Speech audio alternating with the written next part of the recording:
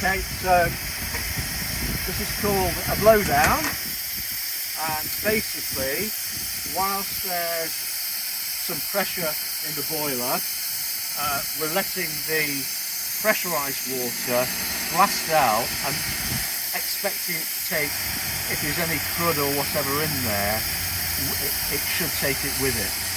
So what I tend to do is